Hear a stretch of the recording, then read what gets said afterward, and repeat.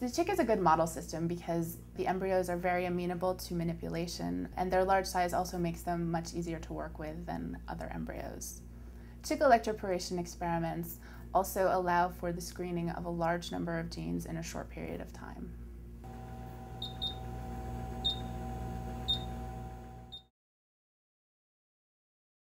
Hi, I'm Marissa Blank. I'm a graduate student in the lab of Kathy Millen in the Department of Human Genetics at the University of Chicago. Today I'm going to be talking to you about how to perform chick in ovo electroporation, and we will be electroporating Hamburger and Hamilton stage 10 chicken embryos, which is about 2 days of embryonic development in chick.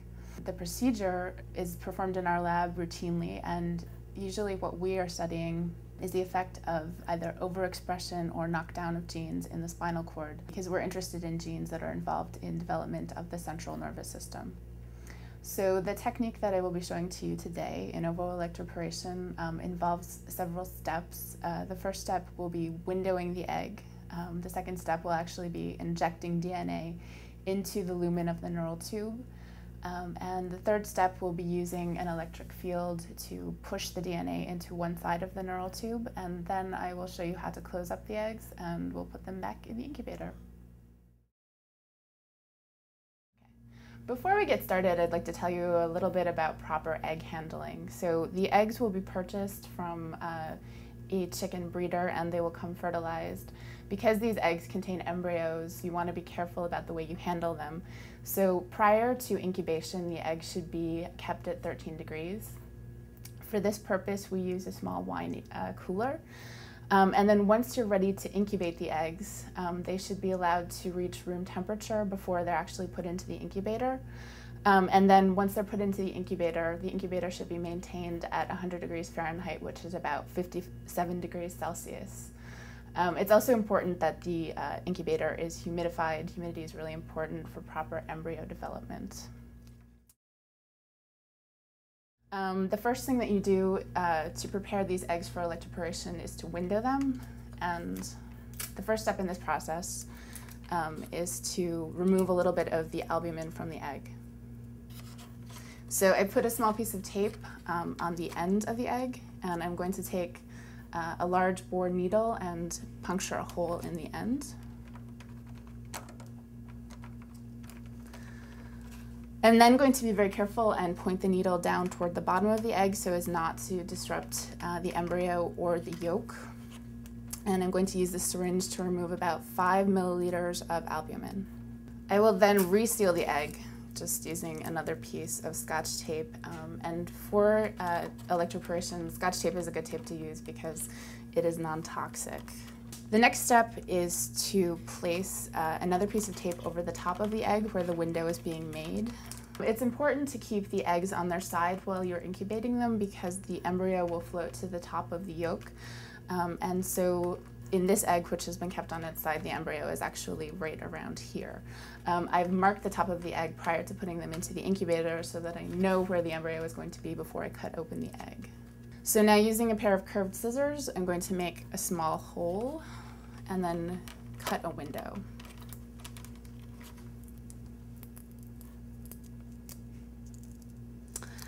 You want to cut a window that's as small as possible to allow you to work. And you can always make it larger later if necessary. So now that we've windowed the egg, we are ready to proceed to the actual injection and electroporation. And for that, we're going to move to the microscope. So in order to visualize the embryo, I will be injecting some India ink underneath the embryo. This is actually something that we don't do on a regular basis in our lab.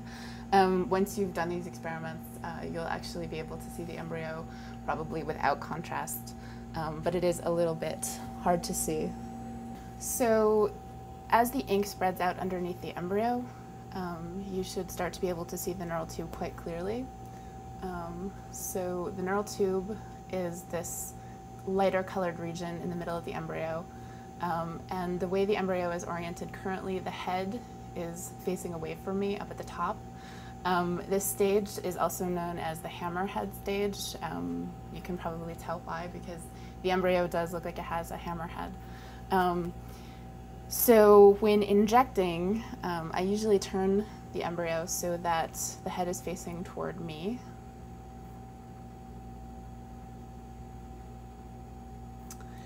And when I inject the embryo, what I will be aiming for is the region that is right below where the head sort of expands. So I'll be pointing my needle right about here and injecting.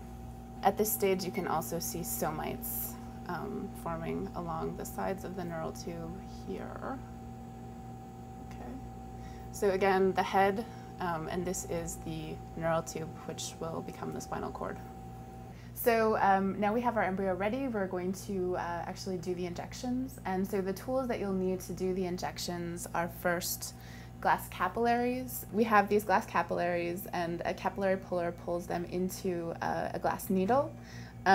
We then take this glass needle, and in order to get the proper aperture for injection, we need to break the tip off the needle. And this can actually be done either under the microscope or just by eye. And so I usually just use a standard pair of number 5 forceps, and then I break the tip off the capillary. It's possible to break the tip off too far back or too high up and to make the aperture not the right size. If you make the aperture too big, you'll be able to tell, because when you try to draw liquid into the capillary, there will be no resistance. So you can usually tell if the aperture is the right size by the amount of resistance you get when pulling liquid into the capillary. The other piece of equipment that we use is a mouth pipette. So the mouth pipette is composed of 3 parts. There's a mouthpiece, a piece of either latex or Tygon tubing, something flexible, and then the part that actually holds the capillary. And so you'll just take the needle, insert it into the rubber gasket to hold it. So you also need to be kind of careful with these glass needles because they are very sharp, and if you stab yourself, you'll break off a piece of glass and leave it under your skin, and that kind of hurts. So I find that the best tube to hold your plasmid DNA with fast green dye is a small PCR tube. So I'm going to suck up some dye into the capillary right now.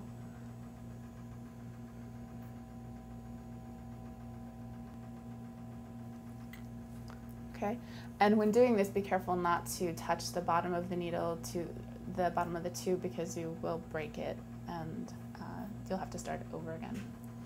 Okay, so now the needle is loaded. We're ready to inject.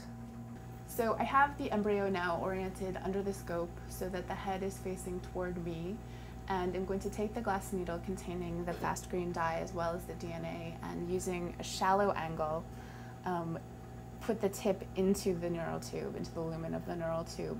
And you need to be careful not to actually go through the other side, because then the dye will be injected under the embryo.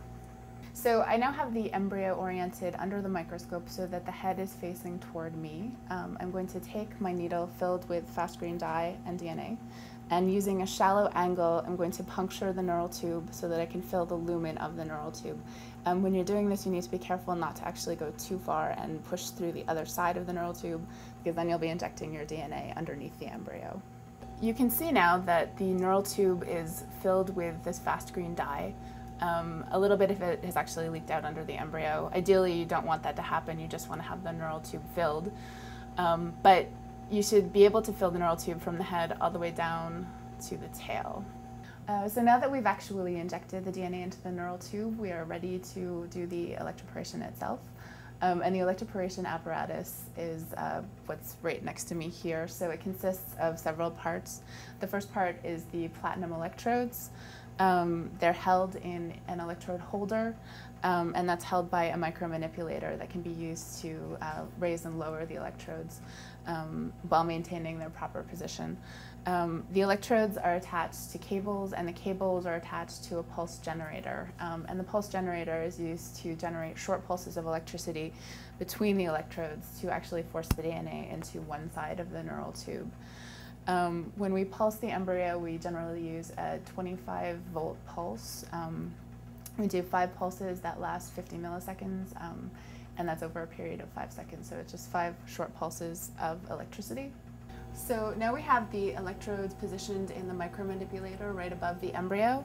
I'm going to gently lower the electrodes onto the embryo so that they are running parallel to the neural tube. Then I'm going to apply a little bit of media to help with the conductance of the electricity, and then actually pulse the embryo.